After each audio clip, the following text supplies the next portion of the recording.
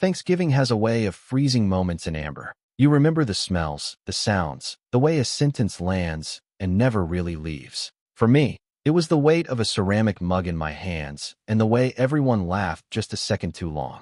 I'm Bennett.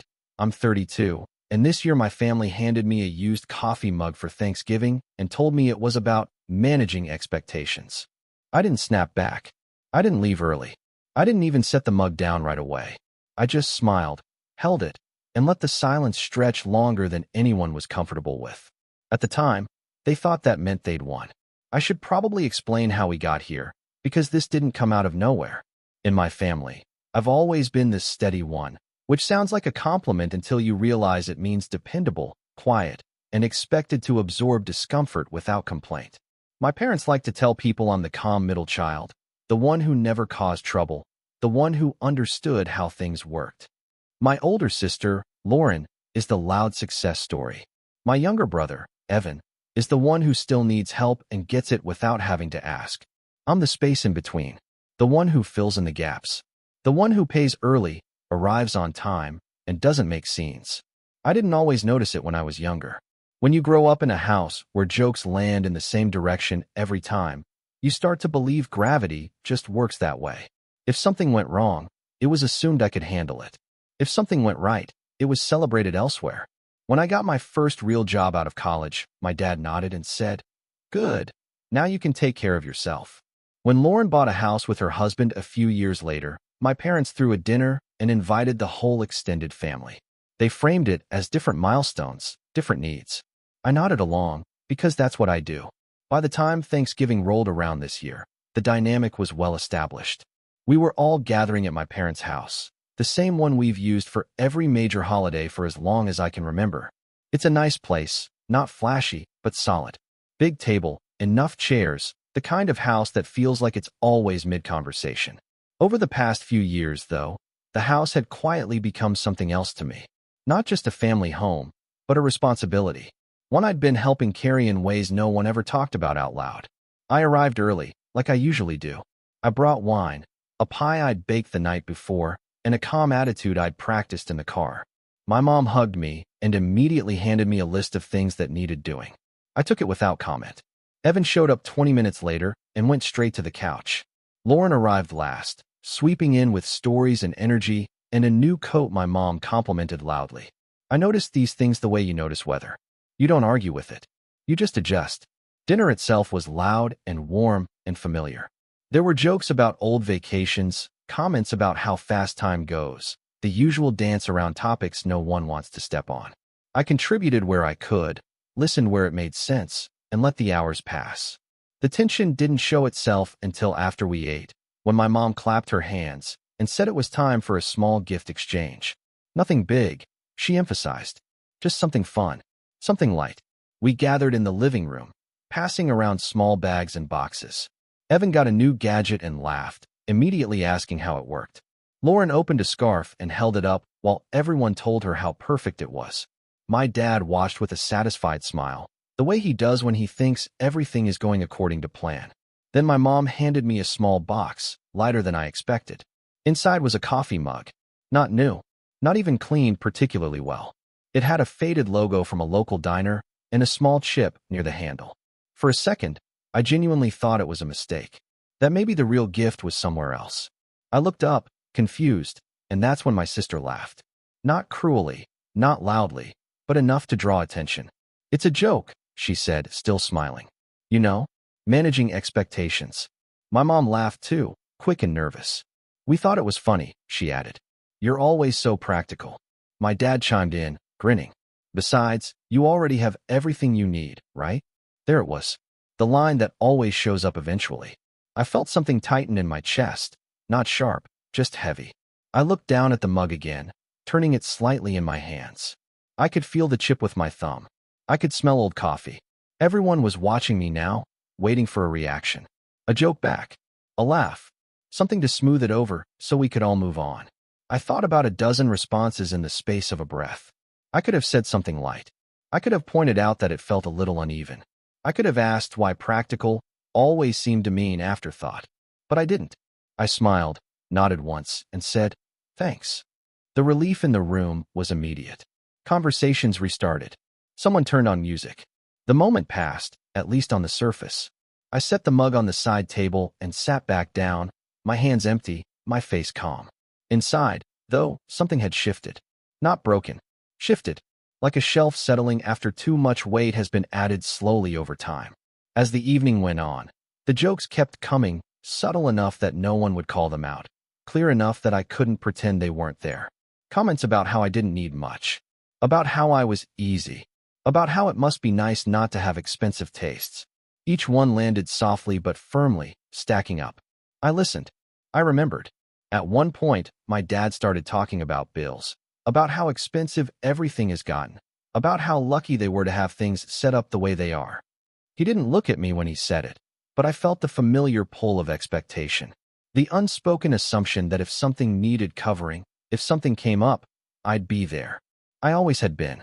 I excused myself to the kitchen under the pretense of getting more water. I stood there for a moment, staring at the sink, listening to the muffled laughter from the other room. On the counter was a stack of mail, neatly arranged. Utilities. Statements. Things I recognized. Things I'd seen before. My name wasn't on the envelopes, but it didn't need to be. I knew what they represented. I knew what my role had quietly become. I picked up my phone, more out of habit than intention, and glanced at a notification I'd ignored earlier that day. It was from my bank, a routine alert. I stared at it longer than necessary, feeling the weight of the mug, the laughter, the years of being the reasonable one pressing in from all sides. From the living room, I heard my sister's voice rise above the rest. "Bennett's always been good like that," she said. "He doesn't make things complicated." I looked down at my phone again, my thumb hovering just above the screen, and for the first time that night, I didn't feel calm. I felt clear. I went back into the living room with a glass of water I didn't really want and sat back in my old spot on the couch. The mug was still on the side table where I'd left it, slightly angled, the chipped edge catching the lamplight every time someone moved past it. It felt intentional somehow, like a prop that had been placed exactly where I'd have to see it. I told myself I was being sensitive, that it was just a joke, that families rib each other and move on. That's what I'd always told myself. That night, though, the excuses didn't sit right. They felt worn out, like I'd been using them long past their expiration date. The conversation drifted the way it always did, looping around safe topics, and then veering into things that landed just a little too close to home.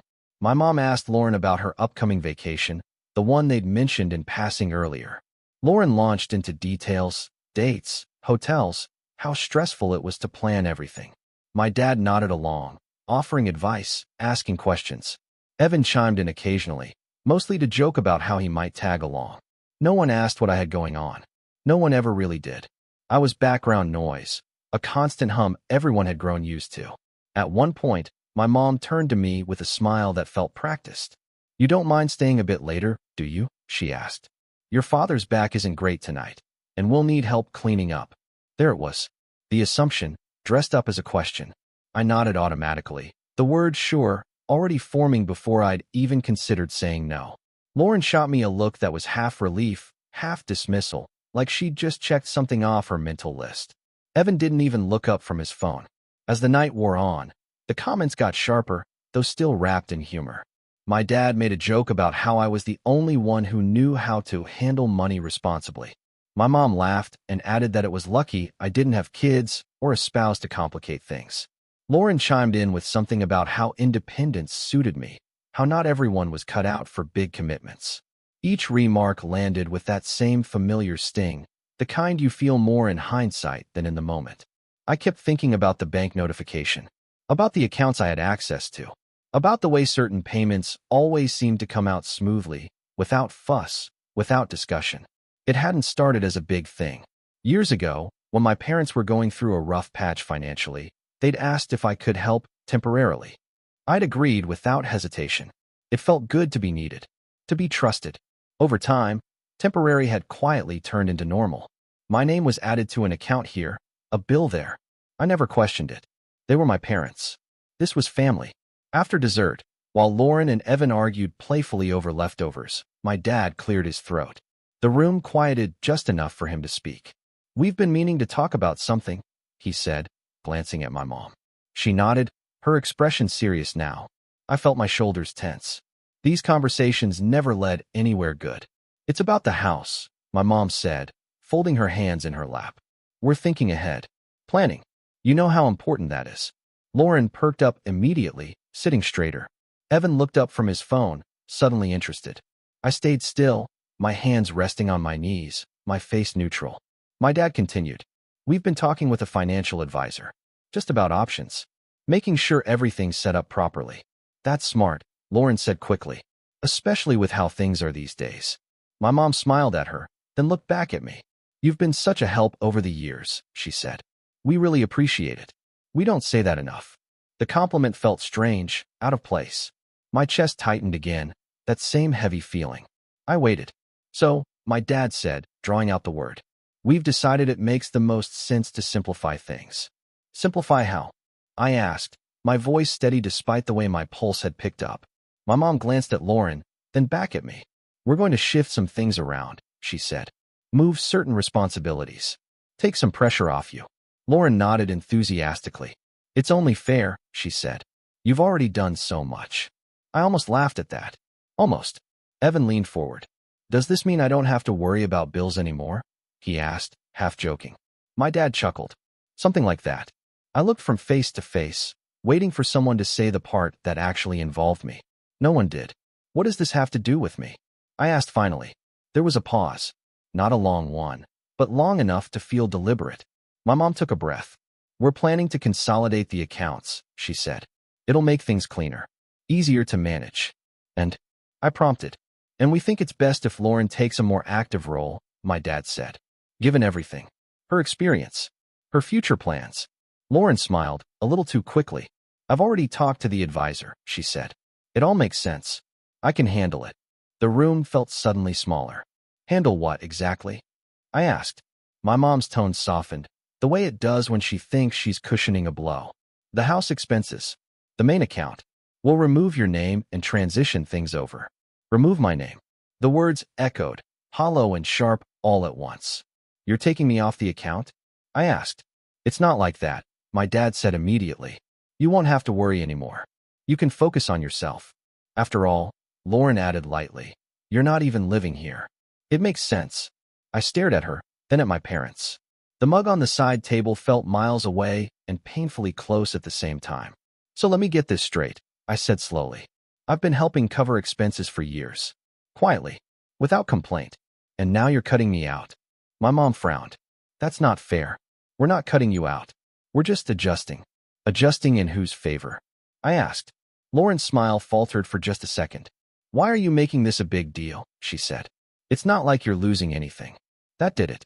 Something inside me snapped, not loudly, not dramatically, but cleanly. I'm losing transparency, I said. I'm losing a say in something I've been financially tied to for years. My dad sighed, rubbing his temples. You're overthinking this. We didn't expect you to get emotional. Emotional? The word landed like an accusation. I'm not emotional, I said. I'm confused. And honestly, a little hurt. My mom reached for my arm, then hesitated. We just assumed you'd understand, she said. You always do. There it was again. The assumption. The expectation that I'd absorb this too, like everything else. Lauren stood up, crossing her arms. Look, she said, her tone sharpening. We're adults. Decisions have to be made.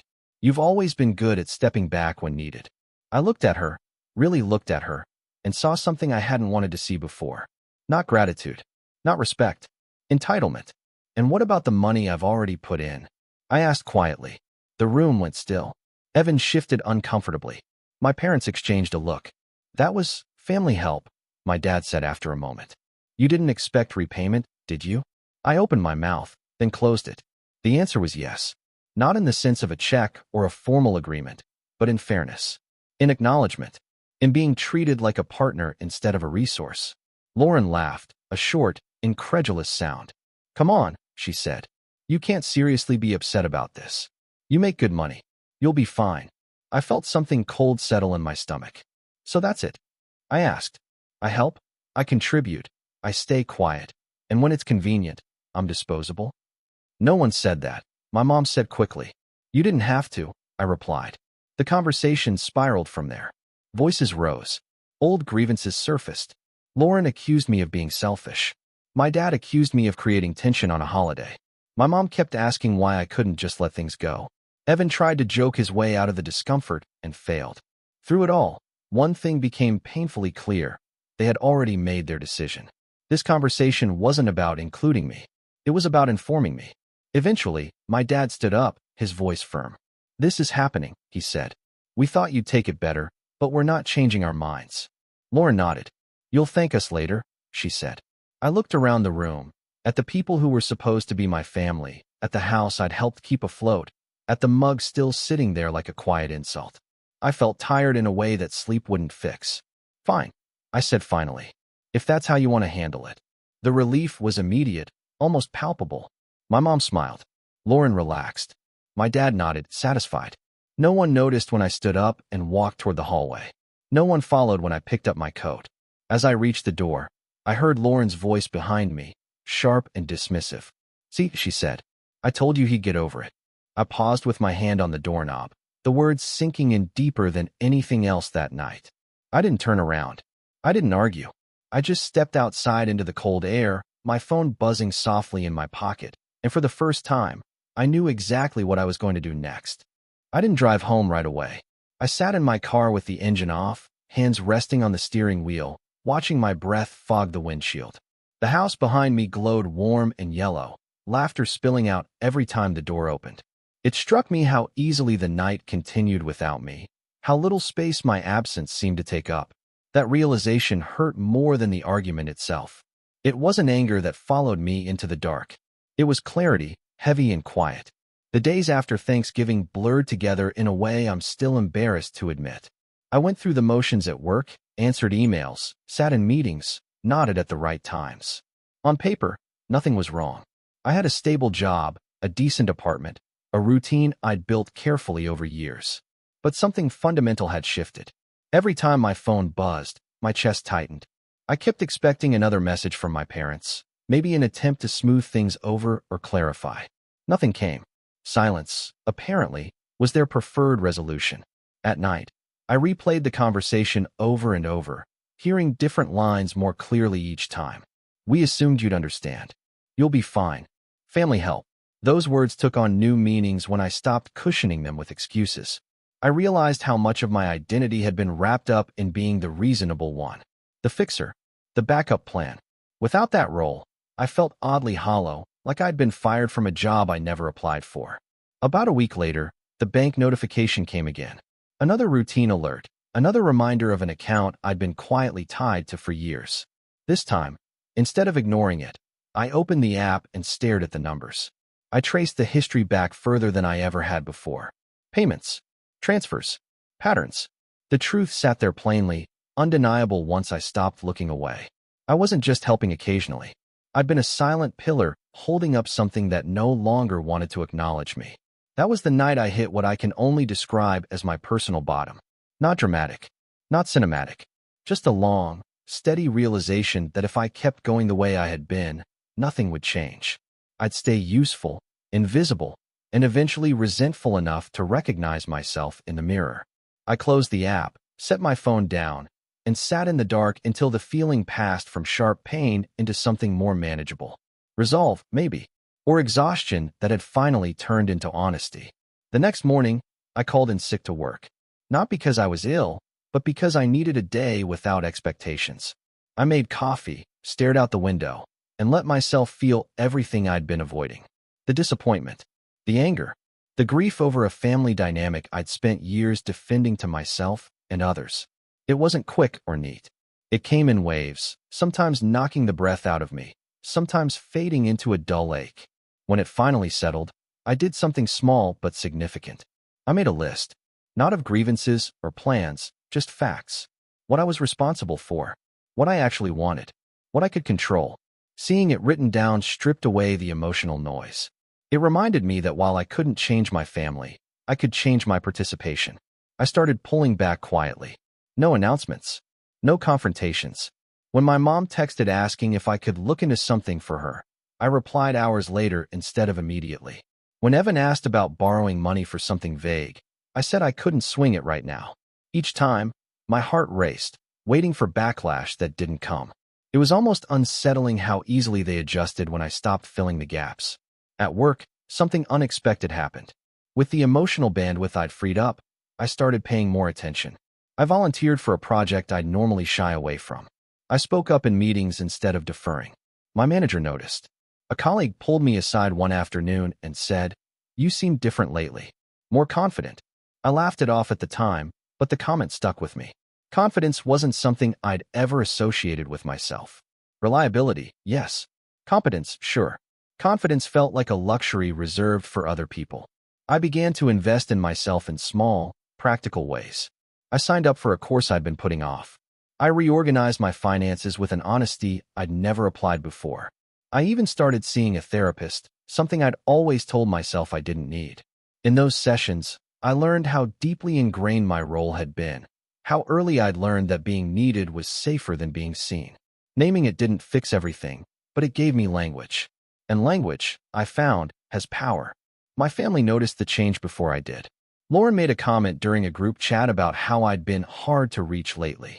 My mom asked if everything was okay in a tone that suggested mild inconvenience rather than concern. I answered politely, briefly, and without apology. Each interaction felt like a small test I was finally passing. There were hard moments too. Nights when I questioned whether I was overreacting, whether I was being selfish. Years of conditioning don't unravel quietly. But every time doubt crept in, I went back to the facts. The mug, the laughter, the decision that had already been made without me. Those memories grounded me in reality when my instincts tried to pull me back into old patterns. A couple of months after Thanksgiving, I got an email from my bank about upcoming changes to one of the accounts. It was procedural, expected. Still, seeing it laid out so plainly stirred something in me. Not anger this time, but determination. I realized I'd been waiting for permission my entire adult life. Permission to matter. Permission to step away. Permission to choose myself. No one was going to give it to me. I had to take it. I didn't act immediately. I planned. I researched. I asked questions. Quietly. Methodically. The same way I'd handled everything else in my life. But this time for my own benefit. There was a strange satisfaction in that. A sense of reclaiming skills I'd always used for others. By the time spring rolled around, I was in a different place internally, even if nothing dramatic had changed on the surface. I stood taller. I slept better. I stopped bracing myself every time my phone rang. I'd built a life that felt sturdier, less dependent on approval. And with that stability came something else, a clear-eyed view of what had been taken for granted. The turning point came quietly, as most real ones do. A simple email. A scheduled meeting. A confirmation screen that asked me to review details one last time. I stared at it longer than necessary, aware that crossing this line would change things permanently. My finger hovered, just like it had that night in the kitchen on Thanksgiving. This time, though, I didn't hesitate because I was afraid. I hesitated because I understood the weight of what I was about to do. Then I took a breath, straightened my shoulders, and moved forward, knowing there would be no way to undo what came next. By the time I reached what I privately thought of as the setup phase, my life no longer felt like something that was happening to me. It felt intentional. Not flashy, not dramatic, but deliberate in a way I'd never allowed myself before. I didn't wake up one morning plotting revenge with a grin or rehearsing speeches in the mirror. What I did instead was much quieter, and in some ways, far more unsettling. I stopped reacting and started observing. Once you step out of a role you've played for years, you notice patterns you were never meant to see. I saw how often my parents referenced the house, as if it were a shared responsibility, even after telling me I was being removed. I noticed how Lauren talked about future renovations with an ease that assumed nothing could possibly go wrong. I noticed how Evan's questions about money became more frequent once I stopped volunteering answers. None of it was malicious on the surface. That was the point. It was entitlement disguised as normalcy. I kept my distance without making it obvious. I still showed up to family dinners when invited. I still answered messages, though more selectively. I listened far more than I spoke. People reveal a lot when they think you're still on their side. Lauren, especially, had a habit of talking too freely once she felt secure. She liked to feel informed, in control. She liked knowing she was the one steering the ship. One afternoon, she called me out of the blue, her voice bright and casual. She wanted to run something by me. That phrase used to send a small surge of anxiety through me. This time, I leaned back in my chair and let her talk. She went on about a conversation she'd had with the financial advisor, about how complicated things were, about how grateful she was that I'd been so understanding during the transition. She framed it as praise, but I could hear the relief underneath. The relief of someone who believes a problem has been neatly resolved. "You're really okay with all this, right?" she asked near the end, almost as an afterthought. I paused just long enough to make the silence noticeable. "I said I was," I replied calmly. "That's why you're the best," she said, laughing. "Seriously, anyone else would have made this a whole thing." I smiled, though she couldn't see it. Anyone else might have. That was exactly the point. What Lauren didn't know was that I'd spent weeks educating myself. I'd learned far more about joint accounts, authorization, and financial responsibility than I'd ever wanted to. I didn't rush. I didn't cut corners. I asked neutral questions, gathered documentation, and made sure I understood every implication. Not because I wanted to hurt anyone, but because I refused to be blindsided again. At the same time, I started having different conversations. Quiet ones. I met an old college friend for coffee, someone who worked in finance and had a talent for explaining complex things without condescension. I didn't frame it as a family issue. I framed it as a hypothetical. What would happen if someone withdrew from a shared obligation? What were the ethical considerations? The practical consequences? He listened, nodded, and answered honestly. No judgment, just facts. Those facts settled into place like pieces of a puzzle I hadn't realized I was assembling. Meanwhile, life continued. My parents called occasionally, their tone pleasant, almost cheerful. My mom asked how work was going. My dad mentioned a small repair that needed doing at the house, then quickly added that they were handling it. The subtext was clear. They didn't need me. They'd made sure I knew that. The irony wasn't lost on me. Then came the invitation. Another family gathering, this time framed as casual. Just dinner, nothing big. Lauren was hosting, eager to show off a few changes she and her husband had made to their place. I considered declining. I really did. But something in me recognized the timing. Opportunities don't announce themselves. They slip in quietly, pretending to be routine. I arrived with the same calm demeanor I perfected over the past few months. I brought wine. I complimented the decor. I listened as Lauren talked about plans, about how everything felt like it was finally falling into place. My parents looked relaxed, proud. Evan joked about moving back home someday, and everyone laughed. At one point, Lauren raised her glass. "To family," she said, "and to moving forward." I lifted mine too, meeting her eyes briefly. "To clarity," I said. No one questioned it. They wouldn't have understood even if they tried. After dinner, while people milled about and conversations overlapped, my dad pulled me aside. He lowered his voice, glancing around as if checking who might overhear. "We appreciate how you've handled everything," he said. "Not everyone would." I nodded. "I've had time to think." "That's good," he replied. "We're in a better place now. Less stress." I almost asked whose stress he meant, but I held my tongue.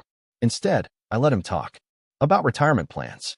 About how nice it was not to worry so much. About how Lauren was really stepping up. Each word added weight to a decision I'd already made. On my way home that night, I felt strangely light. Not excited. Not angry. Just resolved. I knew exactly what I needed to do next, and I knew when to do it.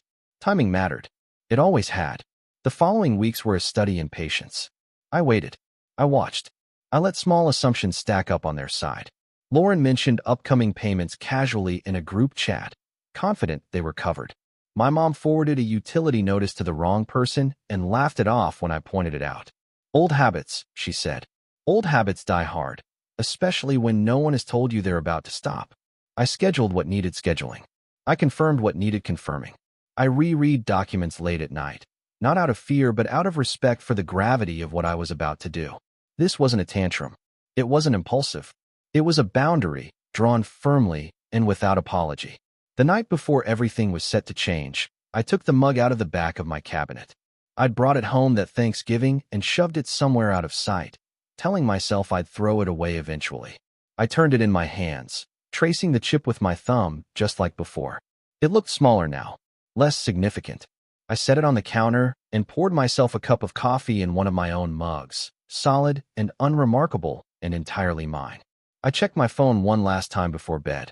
A message from Lauren popped up, cheerful and oblivious. "Thanks again for being cool about everything," it read. "I don't know what we'd do without you."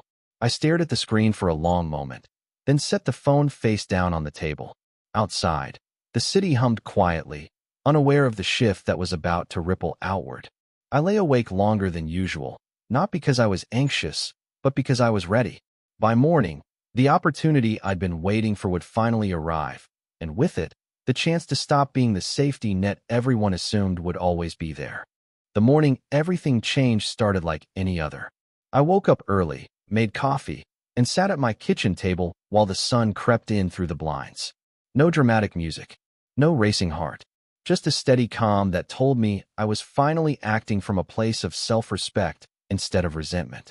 I opened my laptop, logged into the account I'd been quietly tied to for years, and reviewed the details one last time. The permissions were clear. The process was clean. I wasn't breaking anything. I wasn't sneaking. I was simply stepping away from something I'd never agreed to carry indefinitely. I confirmed the withdrawal of my name and finalized the changes. A few clicks, a brief verification, and then it was done. No speeches, no announcements, just a system updating itself to reflect reality. When the confirmation message appeared on the screen, I didn't feel triumphant. I felt lighter, like I'd set down a weight I'd been holding for so long I'd forgotten it was optional. I went to work afterward, because life doesn't stop for moments like this. Meetings happened. Emails went out. I ate lunch at my desk and took a short walk in the afternoon. Around 3, my phone buzzed. I glanced at it, saw my mom's name, and let it go to voicemail. A minute later, another buzz. This time from Lauren. Then Evan. I kept my phone face down and finished what I was doing. There was no rush anymore. When I finally checked my messages, the tone had shifted dramatically. Confusion at first, then urgency, then panic. My mom's voicemail was clipped and tight, asking me to call her as soon as possible. Lauren's text was a string of questions, each one more frantic than the last. Evan simply wrote, "Hey, did something happen with the account?" I took a deep breath before responding, not because I was afraid, but because I wanted to be intentional. I replied to the group chat we'd all been using, keeping my words measured and factual. I said I'd withdrawn my name from the account as discussed, that I'd finalized the transition they'd wanted, that they were now fully managing the house expenses on their own. I wished them well and said I was confident they'd figure it out. The silence that followed was immediate and telling. It broke about 10 minutes later when Lauren called. I answered this time. Her voice was tight, the brightness completely gone. She demanded to know what I'd done, why payments were bouncing, why she'd just gotten an alert she hadn't expected. I listened without interrupting, letting her burn through her prepared outrage. When she finally paused for breath, I spoke calmly. I reminded her of the conversation at Thanksgiving, of the decision they'd made without me, of how she'd told me I wasn't losing anything. I explained that I'd simply followed through on their plan to remove me. There was nothing aggressive in my tone, nothing defensive, just facts. She accused me of sabotaging them. I asked how. She said they weren't prepared. I reminded her she'd told me she had everything handled. She said I should have given more notice. I pointed out that I'd been giving notice for years, just not in a way she'd chosen to hear. She hung up on me. My parents called next, together, on speaker. My dad's voice was strained, my mom's brittle. They talked about stress, about timing, about how this wasn't the way family handled things. I let them talk. When it was my turn, I said I wasn't responsible for their discomfort, that I'd supported them for a long time without complaint, that when they decided to move forward without me, I respected that. This was simply the natural consequence of that choice. My mom cried. My dad accused me of being cold. I told him I wasn't cold. I was finished. I said I loved them, but I wouldn't be treated like a backup plan anymore. Then I ended the call. The fallout was messy, but not in the way I'd feared. There were tense messages, passive-aggressive comments, and a few attempts to guilt me back into compliance. Each one failed. Without my financial cushion, realities they'd ignored rushed in. Bills didn't magically pay themselves. Plans had to be adjusted. Assumptions collapsed under the weight of actual responsibility. Lauren stopped calling after a week. Evan apologized quietly, admitting he'd never really understood how much I'd been doing. My parents oscillated between anger and wounded confusion, struggling to reconcile the version of me they'd taken for granted with the one who'd finally drawn a line. And then something unexpected happened. The noise died down. They adapted. Slowly, Begrudgingly, but undeniably. The world didn't end. The house didn't disappear. Life went on, just without my silent support propping it up. For me, the change was profound. With the emotional and financial drain gone, I flourished in ways I hadn't anticipated. I received a promotion at work. I moved into a place that felt like mine. I invested time in friendships that gave back instead of taking. Therapy stopped feeling like damage control and started feeling like growth. Months later, at another family gathering, I noticed something different. The jokes didn't land the same way. The assumptions weren't voiced. When someone asked me for help, it was framed as a request, not an expectation. I said yes when I wanted to and no when I didn't. Both answers were respected, even if begrudgingly. As for the mug, I eventually threw it away. Not dramatically, just quietly, into the trash, where it belonged. It had served its purpose as a reminder of who I used to be and what I no longer accepted. I didn't get an apology that felt satisfying. I didn't get a big moment where everyone admitted they were wrong. What I got instead was better. I got my autonomy. I got my peace. I got to step out of a role I'd never agreed to play and into a life that felt honest. Sometimes revenge isn't about watching someone fall apart. Sometimes it's about refusing to hold them together anymore and finally choosing yourself. I didn't plan on spending my entire summer knee-deep in dirty dishes, chasing a hyperactive 6-year-old around a house that wasn't mine, and sleeping on a couch that smelled like wet dog. But that's exactly what happened, and all because my older sister Emma swore, "I'll handle everything when I'm back." Spoiler alert, she didn't. My name's Liam, I'm 24, and at the time, I was just starting to put my life back together after a rough patch. I'd moved back in with my parents after a breakup, dropped out of grad school mid-semester, and was working a part-time job at a local bookstore just to have something. Anything. That felt steady. Life wasn't glamorous, but it was finally mine again. I was slowly rebuilding, day by day. Then came the ask. It started with a phone call from Emma, who's 6 years older than me and has always had a way of talking like everything she says is a favor to the universe. She's one of those people who posts motivational quotes on her Instagram stories, but doesn't believe a word of them. She called while I was on break at work, and I remember the exact way she launched into it. No hello. No how are you. Just, hey, so I need a huge favor. Like, huge. That was red flag number one. She and her husband, Todd, yes, his name is Todd and yes, he looks exactly like you're picturing, had booked a 2-week beach vacation in the Maldives. Something about resetting their marriage or recharging their chakras. I stopped listening after she said influencer retreat. But their babysitter had dropped out last minute, and they had no one to watch their daughter, Ava. My niece. My goddaughter. A kid I loved, but had only ever spent short bursts of time with. The longest I'd ever babysat her was an afternoon, and even then, Emma came home early and criticized how I'd put her juice box in the wrong color cup. She was panicking, or pretending to, and said everyone else had said no. Mom can't, obviously, with her hip. And Dad just had that weird surgery thing on his eye. You're literally the only one who has the time. I told her I had work. She said, you work 10 hours a week. Come on. When I hesitated, she sweetened the deal. We'll pay you. Not a ton, but enough for your trouble. Plus, you'll be in our house, so no sharing a bathroom with Dad. And Ava's great. You'll love it. I should have asked how much. I should have gotten it in writing. I should have talked to our parents before agreeing.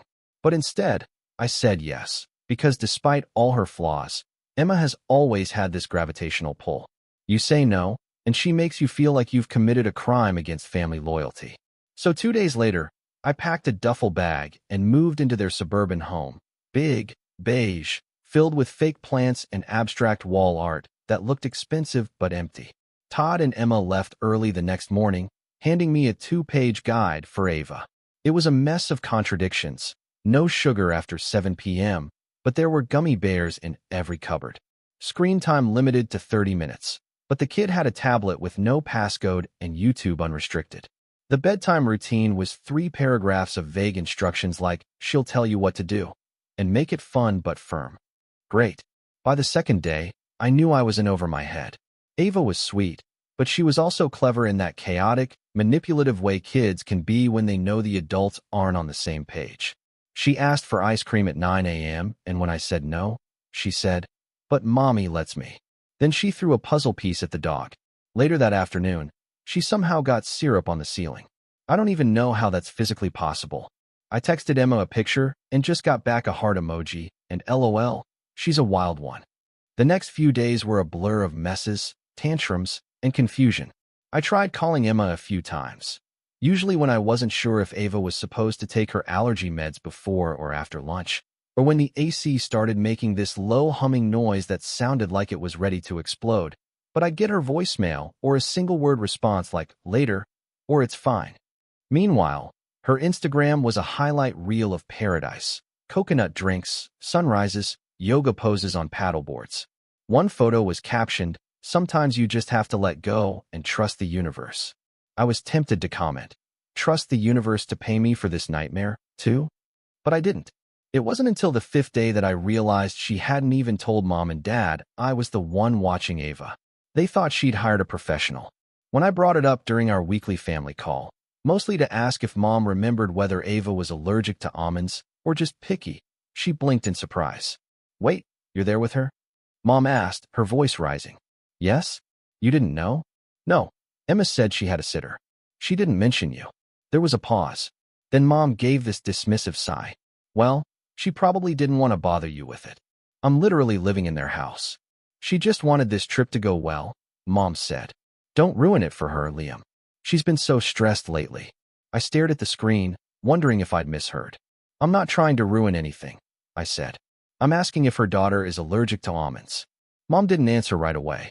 Then she said, "Just check the packaging." That's when it started to sink in. Not only had Emma manipulated me into doing this without any kind of real plan, but no one was even taking it seriously. I was a glorified babysitter without pay, backup, or even basic information. And every time I tried to raise a concern, it was framed as me being difficult or dramatic. Later that night, I checked Emma's Instagram again. Another beach photo. This one was captioned, "Gratitude unlocks abundance." I laughed out loud, not because it was funny, but because I was running on 4 hours of sleep and had just stepped on a Lego with my bare foot. That was the first time I really started to feel angry. Not just annoyed, not just overwhelmed, angry. And it wasn't just at Emma. It was at my whole family. For always expecting me to just deal. For always making excuses for her. For acting like her peace of mind was worth more than my actual sanity. That was the moment I started thinking, maybe I'd let them dig this hole a little deeper. Maybe I'd let them think I was still the same pushover little brother. Maybe I'd bide my time and wait until I could remind them that I never agreed to be their doormat. The first true crack didn't come from Ava. It came from Todd. I'd just managed to get Ava down for a nap after a truly absurd tantrum over a missing sock. Spoiler, it was in her dollhouse.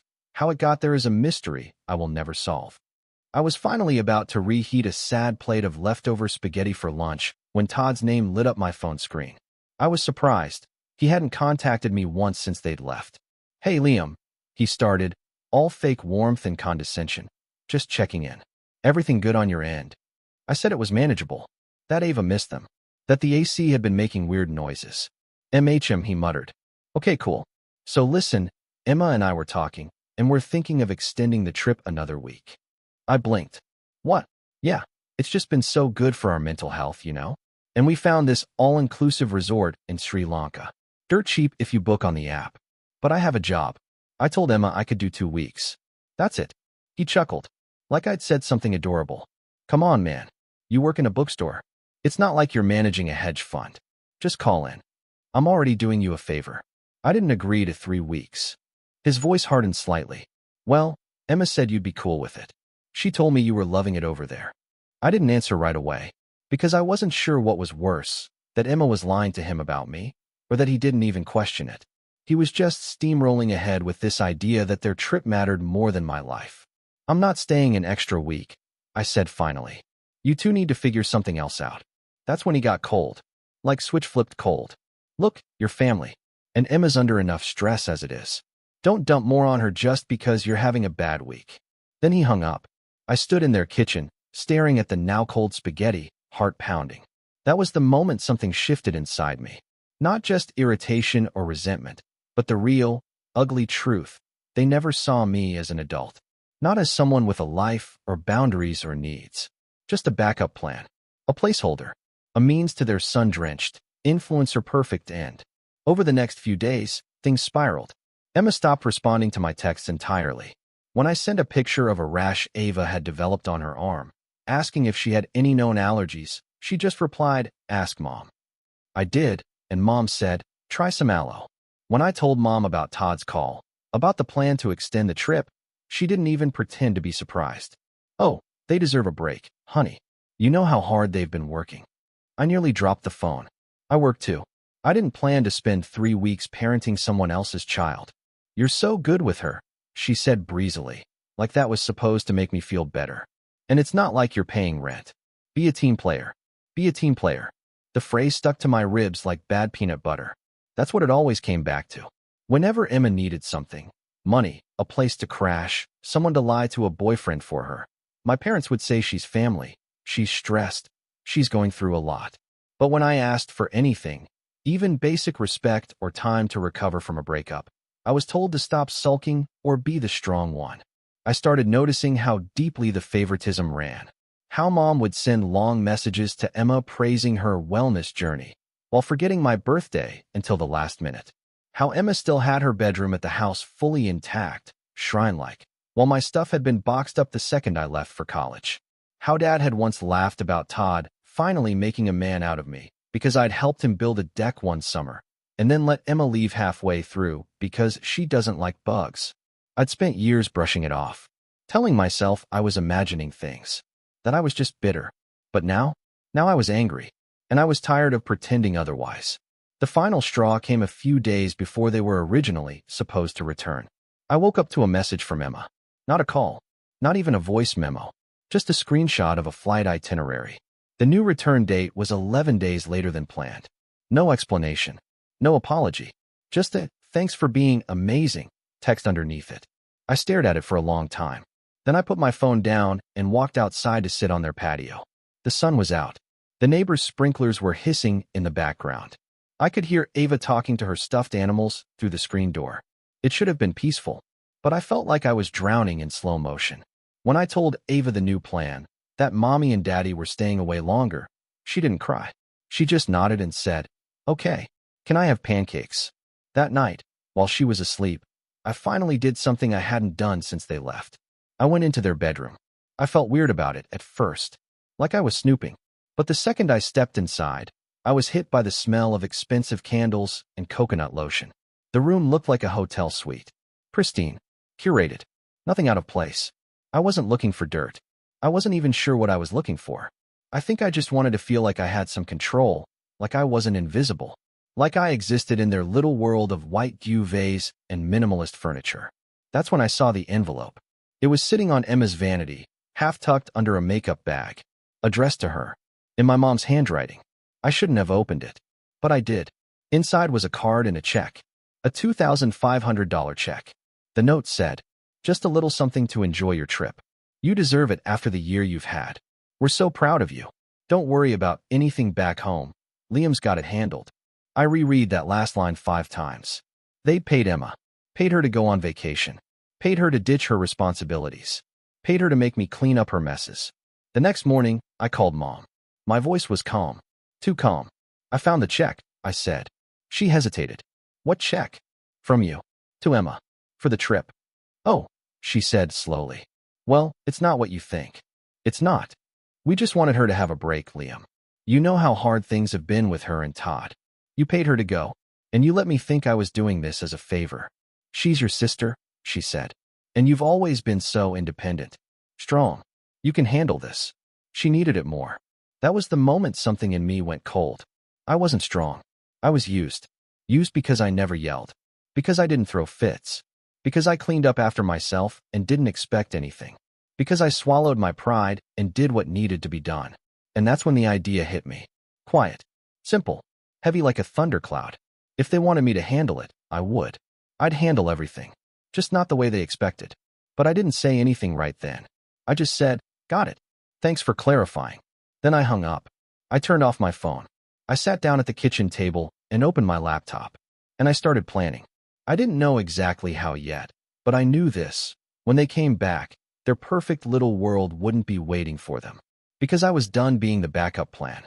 I didn't go nuclear right away. That's not really my style. People always assume revenge means fire and fury, some dramatic explosion that leaves everyone gasping. But that's not how it happens, at least not for someone like me. I don't scream. I don't slam doors. I don't threaten. I think.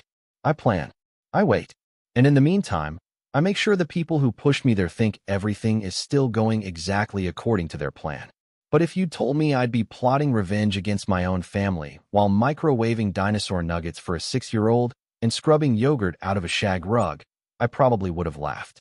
Or cried. Instead, I just kept going. The first few days after I found that check were the worst. I couldn't sleep. I couldn't eat.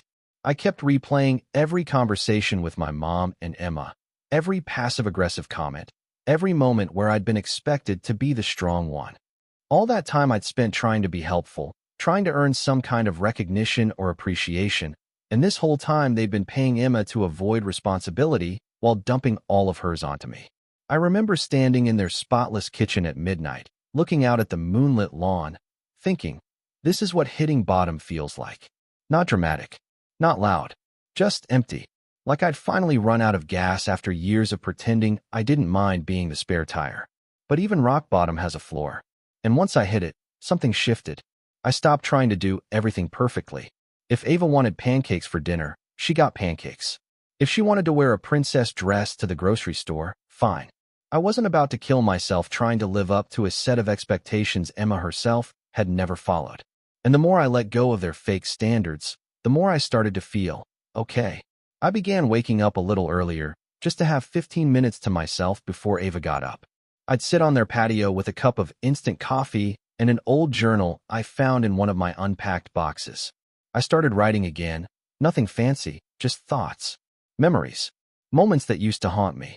I wrote about the time I came home from my first semester of college and Emma had taken over my bedroom without asking. About the time I broke my arm during a high school soccer game and Mom left the ER early to go to Emma's poetry reading. About the time Dad said I was too sensitive after Emma joked in front of the entire extended family that I was emotionally constipated. It felt petty at first, like I was digging up things I should have let go. But as I kept writing, I realized it wasn't about blame.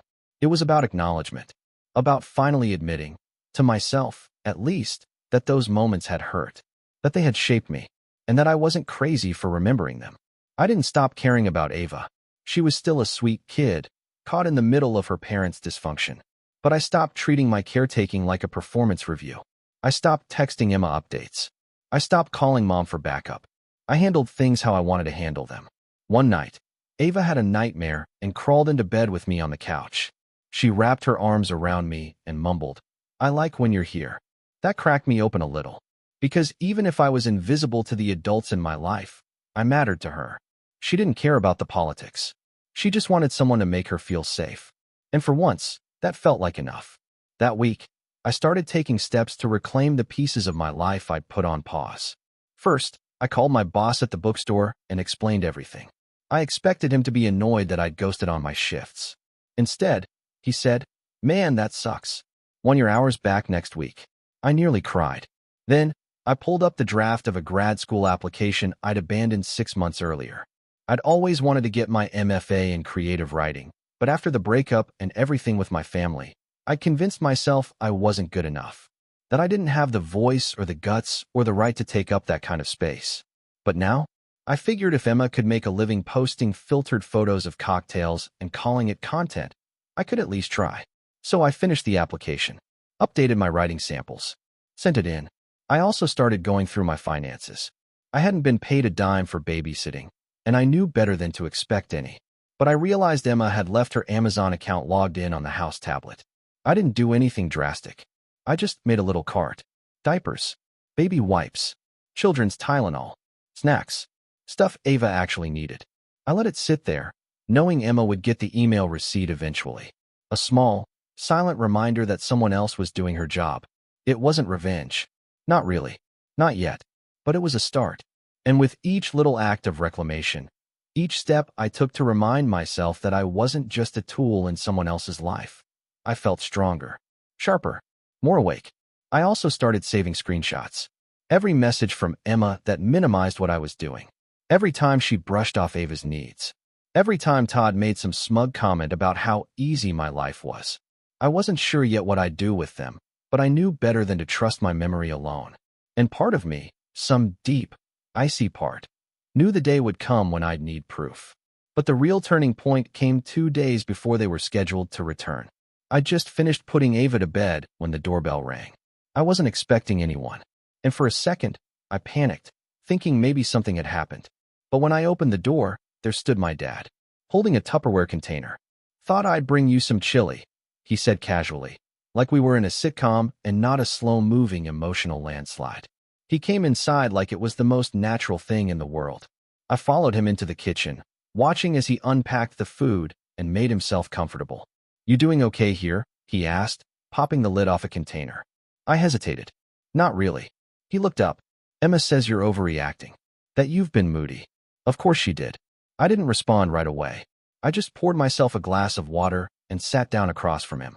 "Did you know about the check?" I asked. He blinked. "What check?" "The one Mom gave Emma. For the trip."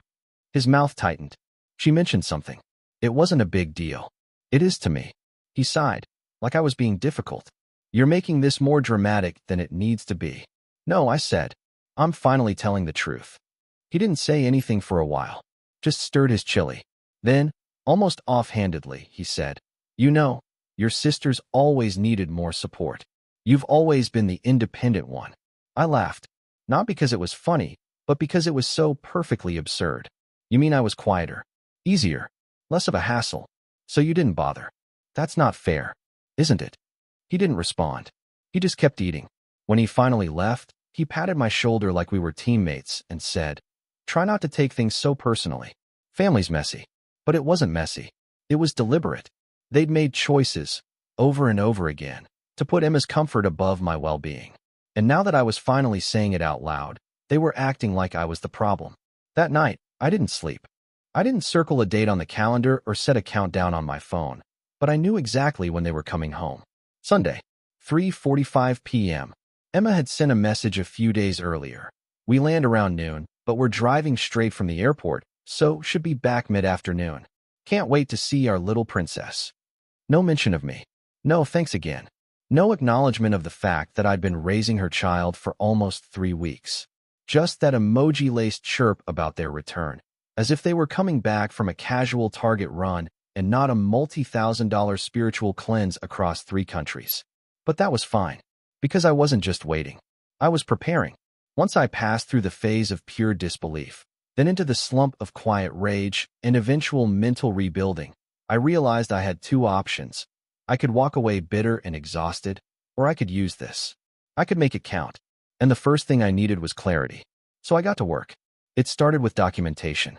Every receipt, every timestamp, every text, every call, every unprompted chore, grocery run, appointment, school form, medication schedule, daycare update, meal plan, tantrum, rash, and meltdown. I listed it. I reconstructed the entire 3-week stay as if I were billing a client. Because if Emma and Todd wanted to treat me like unpaid labor, I was going to show them what that labor looked like when it was properly itemized. I even made a spreadsheet. 3 tabs. Tab 1, hours worked. Tab 2, expenses incurred. Tab 3, communications and negligence. Tab 3 was my favorite, because in between the polite emojis and passive deflections, Emma had made some pretty damning admissions. One text said, "LOL, just give her the pink pills if she won't stop coughing. I think those are still good." Another said, "Don't worry about sunscreen. She's only outside for like 10 minutes anyway." Then there was the voice memo where Todd said, and I quote, "You're just doing what any good uncle would, bro. It's not like it's real parenting." I saved that one 3 times. But documents weren't enough. I needed leverage. Something they couldn't spin or deny. And that's where my second tactic came in, video evidence. Their house had indoor security cams, mainly for show, or to peek in on Ava's playroom when they were away. They were motion-activated, cloud-backed, and easy to access once I reset the password, which, hilariously, had been Emma Queen 1989. I downloaded hours of footage, some of it boring, some of it heartbreaking. One clip showed Ava coughing uncontrollably for nearly 10 minutes while I scrambled to find a thermometer they hadn't packed. Another showed her waking up crying at 2 a.m. and clinging to me like a lifeline. One had her whispering, "Mommy doesn't like when I wake her up at night. She says it makes her tired. It wasn't dramatic, not in the YouTube clickbait way, but it was real. And I knew how it would play if shown to the right people. Once I had that evidence saved and backed up, I moved on to the logistics. Step 1. Leave no trace. They expected to come back to a clean home, a well-fed child, and a grateful little brother glowing with quiet pride. So I gave them exactly that, almost. I scrubbed the house spotless. I restocked their fridge using Emma's saved Instacart account, though I made sure to add a few oddly specific items I knew she hated just to annoy her: canned peas, store-brand coffee, off-brand oat milk. I vacuumed, did laundry, even washed the car. But I also removed everything that could connect back to me. My clothes, my laptop, my chargers, my toiletries, even the spare socks I'd accidentally left in the dryer. Gone, as if I'd never been there. Except for one thing. On the kitchen table, I left a neatly printed invoice. Full color. Bound. 3 copies. One for Emma, one for Todd, one marked Family Records. Each page was labeled, highlighted, and signed. The total balance owed was just shy of $4,000. I didn't expect to get paid, of course. That wasn't the point. The point was to make it undeniable, to make them look at what they had taken for granted. But I didn't stop there. I also wrote a letter. Not a rant. Not a gotcha. Just the truth. Calm. Clear. Ruthless. It began with, "Emma, you said, I'll handle everything when I'm back.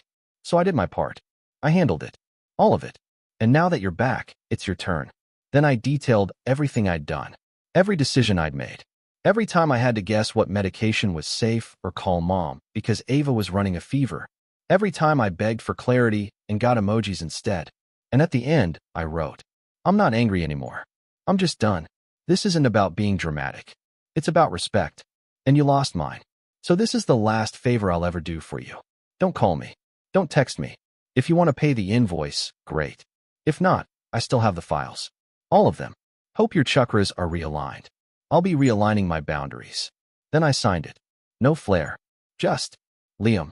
I printed it, folded it, and slid it into the invoice packet. By Saturday night, the house looked like a staged Airbnb. Ava was asleep early, her backpack packed with all her essentials.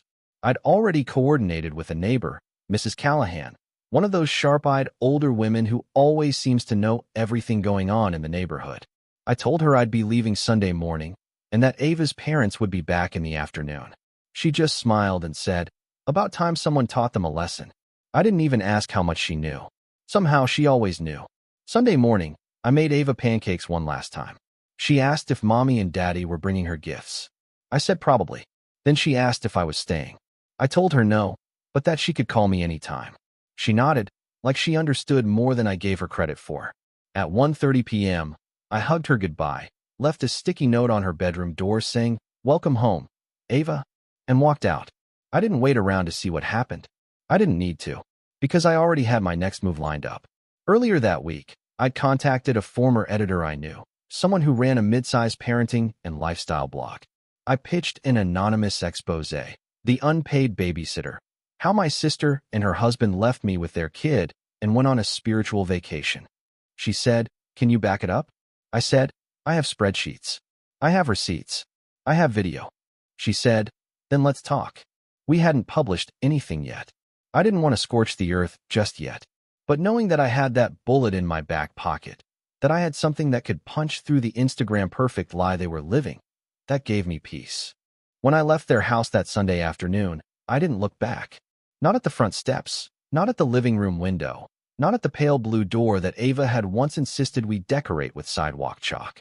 I got into my car, plugged in my phone, and drove. Music off, mind quiet, heart steady. I'd done what I came to do, and I knew the explosion was only hours away. I didn't hear from Emma or Todd that day. I didn't expect to. They probably walked into their clean, air-conditioned home with full bellies from whatever overpriced airport restaurant they'd stopped at, dropped their designer luggage in the foyer, and smiled at the fresh-cut flowers I'd left on the table. They probably assumed I'd left quietly, like a grateful servant slipping out the back door after a job well done. But then they would have seen the packet. 3 stapled copies. Glossy cover. Title, Uncompensated Care and Custody. Breakdown of duties performed from June 3rd to June 23rd. They would have flipped through it, Todd probably chuckling at first, until he saw the total at the bottom. Emma likely narrowing her eyes, wondering how I'd gotten access to their online delivery accounts, how I knew about the extra charges on her card from the pharmacy runs, or why the highlighted screen time log showed an average of 6.4 hours per day. Then they would have found the letter. And that's when the air in the room would have shifted. I imagine they tried to call me. My phone had been turned off for hours. But by 6 p.m., I got the first email. Subject: we need to talk. It was from Emma. Asterisk Liam. I don't even know where to start. I feel so blindsided. I thought we had an understanding. I thought we were family. You really went through our accounts? And now you're threatening us? This is way out of line. Please call me. We can fix this before it gets worse. Asterisk. I didn't respond. At 8:17 p.m., another one came through. This time from Todd. Dude. What? You're seriously trying to bill us like a contractor? After everything we've done for you? We gave you a place to stay. You ate our food. You used our car. This is extortion. Still didn't respond. But I did forward both emails to my editor friend at the parenting blog. I knew she wouldn't run anything yet, not unless I gave the green light. But she told me, this is gold. If they try to smear you, I've got you covered. And you're still anonymous for now. The next morning, I turned my phone on for an hour, just long enough to check messages.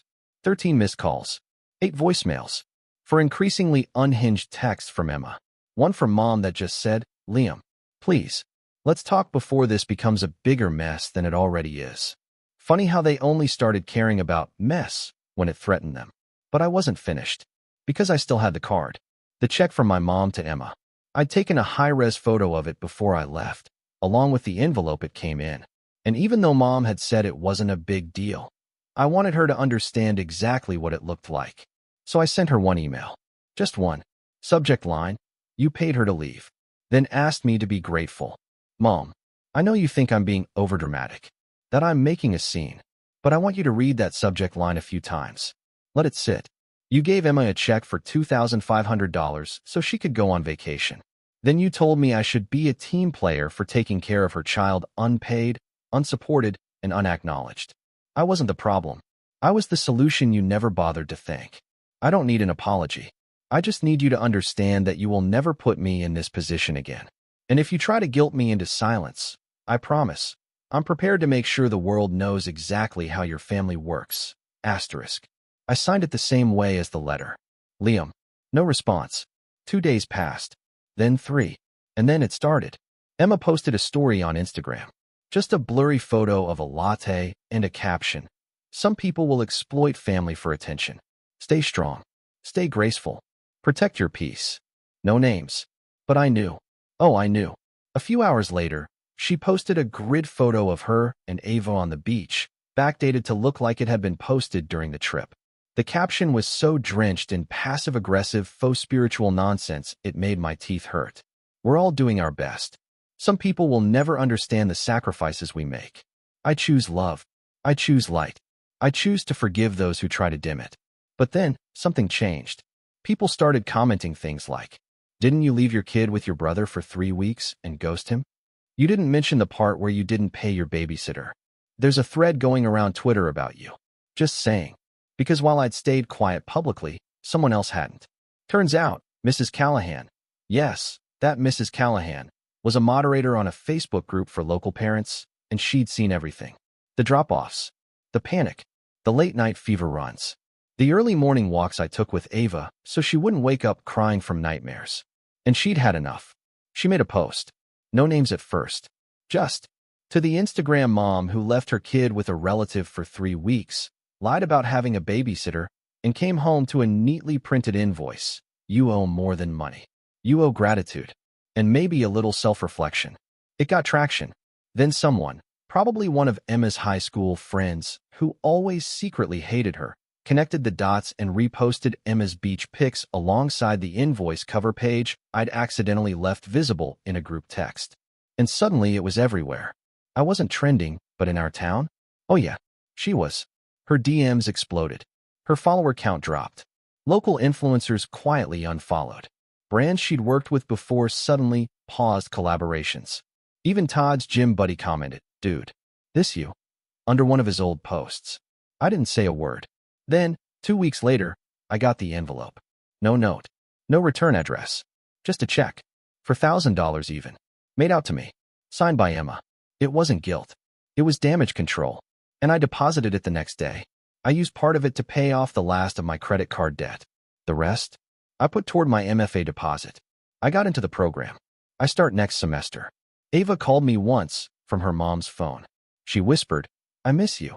I told her I missed her too, and that we'd see each other again soon, just not at her mom's house. As for my parents, we haven't spoken since the email. Dad tried calling. I let it ring. Mom sent one message. I didn't realize how deep this went. "I'm sorry." I read it. Then I deleted it. Because the truth is, I wasn't waiting for them to change anymore. I wasn't hoping they'd see me. I saw myself now. I knew what I'd done, what I'd survived, what I was worth. And once you know that, you don't go back. You don't explain. You don't wait for applause.